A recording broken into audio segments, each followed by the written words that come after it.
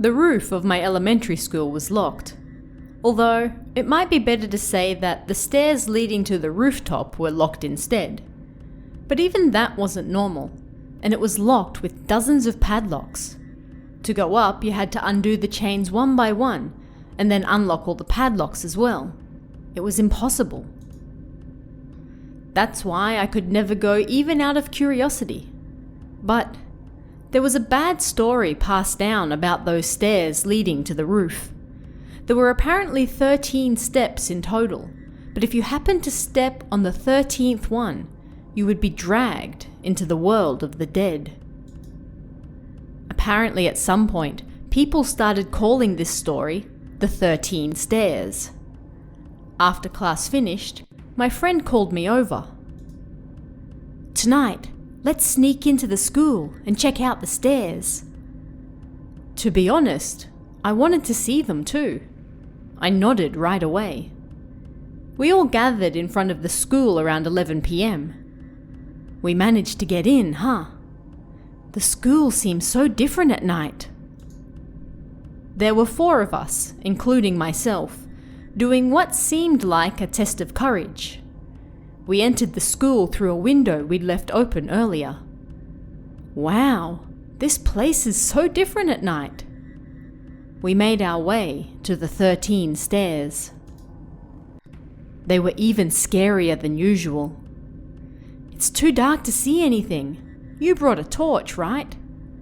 "Leave it to me." One of my friends then shone a light towards the stairs.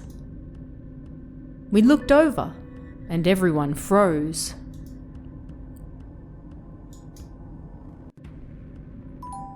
The iron bars were open. There were so many chains, so how was it open? Who on earth?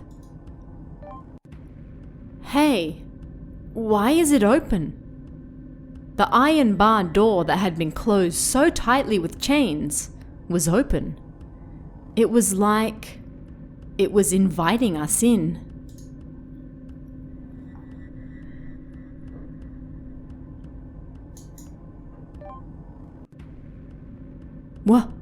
What? This is bad, don't you think? We'd better go home. It was so shocking that nobody could hide their surprise. Of course they couldn't. According to the story, the door hadn't been opened for decades, yet there it was, open, right before us. What are you saying? I don't know who did it, but this is our chance, right? No, but it really was our chance. We might be able to solve the mystery of the 13 stairs that nobody else knew. That chance was right in front of us. We'd reach it if we threw away our fears and stepped forward. I'm going. That's why we came here, right? Are you really gonna turn back now? A-kun said, and then started walking towards the stairs. At that moment, I noticed something.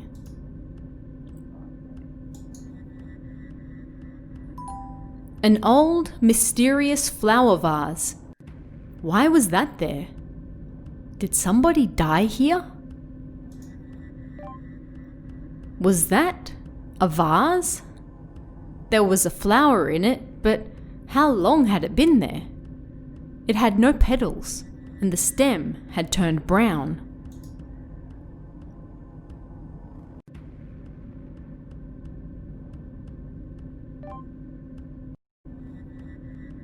A-kun passed through the iron bars.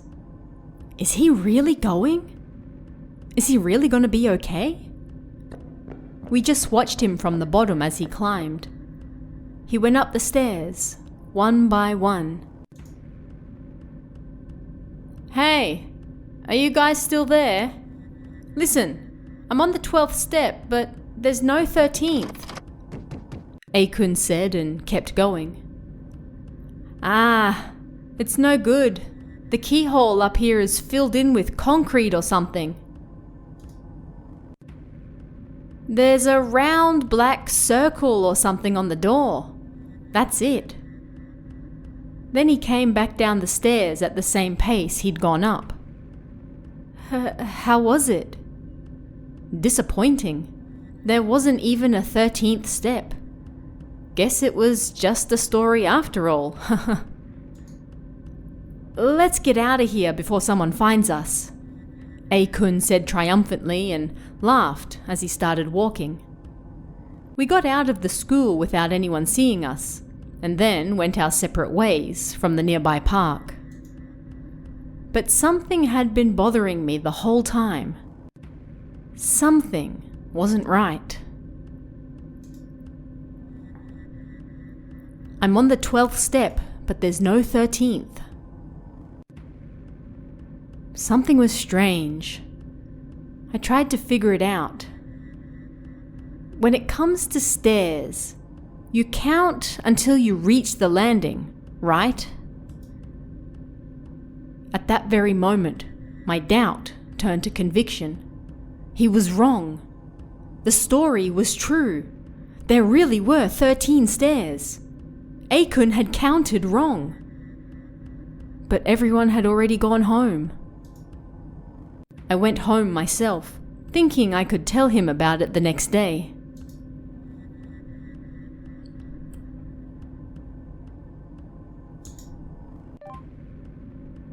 At full school assembly the next morning, we heard A-kun had been found dead in his own room, hung. But nobody said anything in particular to those of us who had gone to the stairs the night before.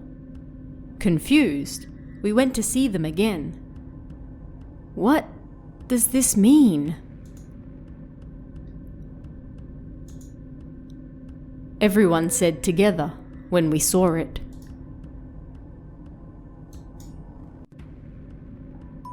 The door tightly locked with chains, but yesterday it had been open. It's gone back to normal. What did we see yesterday? Yeah, the door that had been opened yesterday had gone back to normal. If a teacher had fixed it, then they likely would have said something at the morning assembly. That story was true? No, but A-kun said there wasn't a 13th step. About that, I readied myself and spoke. A-kun counted wrong. The top step was the 13th. I looked it up yesterday. That black stain he talked about, it might be something called the Black Sun. It means death and demise.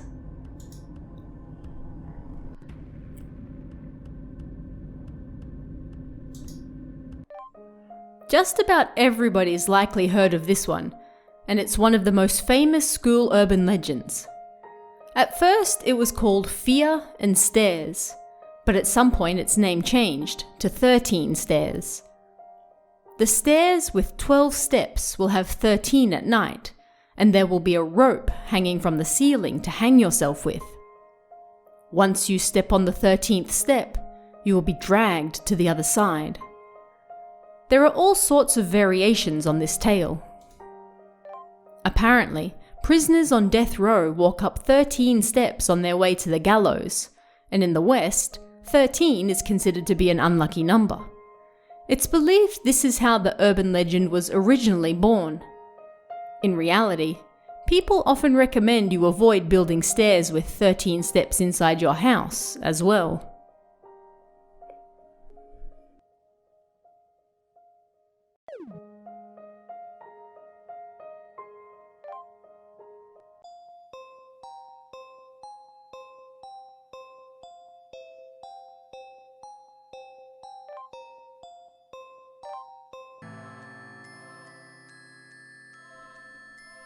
I'm a kindergarten teacher. There's a graveyard near our school, but it's surrounded by an iron fence so the children can't enter. Recently, it's not uncommon to find bugs and lizards skewered on top of the fence. The kindergarten, which also functions as a temple, saw a lot of people coming and going, and because elementary students often played in the playground as well, Nobody knew who could be doing it. Although it could have just been the work of a bird as well, so nobody paid it much attention. But then one day, something was skewered that we couldn't ignore.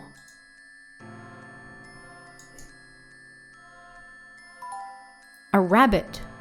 Who could do such a thing? It was the rabbit we kept at the kindergarten. When the monk went to clean the graves in the morning, it apparently wasn't there.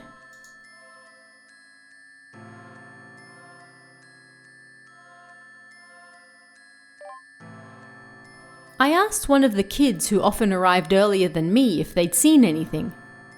They said only one word in response. Hisaruki. I asked what that was, but they couldn't explain it very well. I asked the other kids about it later, and they all knew this Hisaruki, but nobody could explain what it was. The next day, I set out for work earlier than usual. What had happened the day before? Was it really an accident? With that on my mind, I arrived at the kindergarten. And there, I saw it.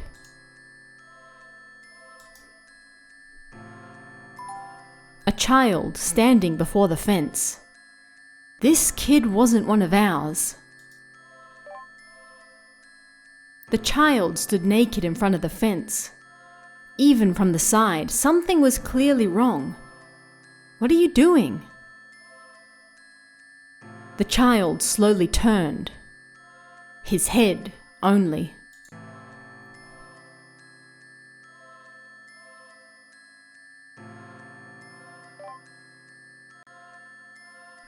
I froze on the spot. His head was turned to face me, and his mouth was covered in blood. Then I was certain. This was Hisaruki. What did I see that made me think that?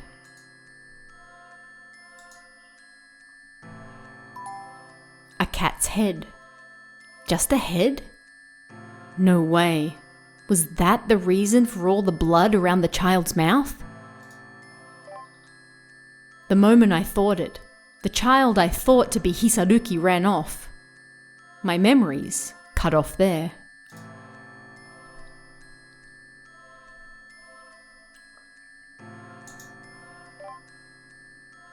Sensei, are you okay? When I came back to, I was surrounded by kids. It seemed I had passed out. My memories were vague. Sorry for worrying you. I'm okay. I got up, and when I turned to look at the children, my vague memories all came back at once, and a chill ran down my spine.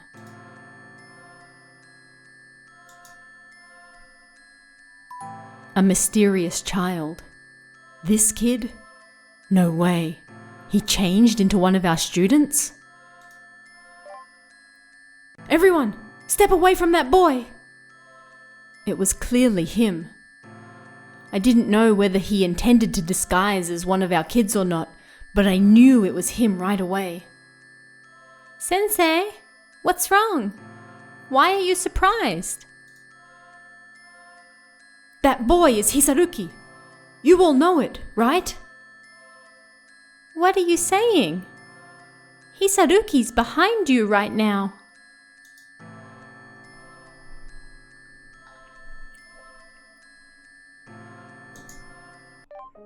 This urban legend is still surrounded in mystery.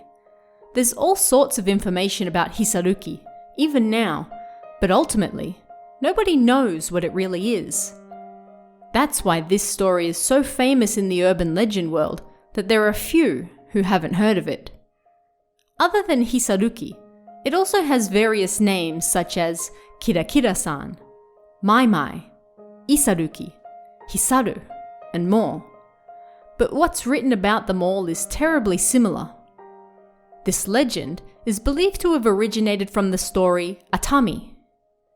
Recently, stories have been going around of an evil ghost called Hisayuki, so we may finally be getting closer to the truth.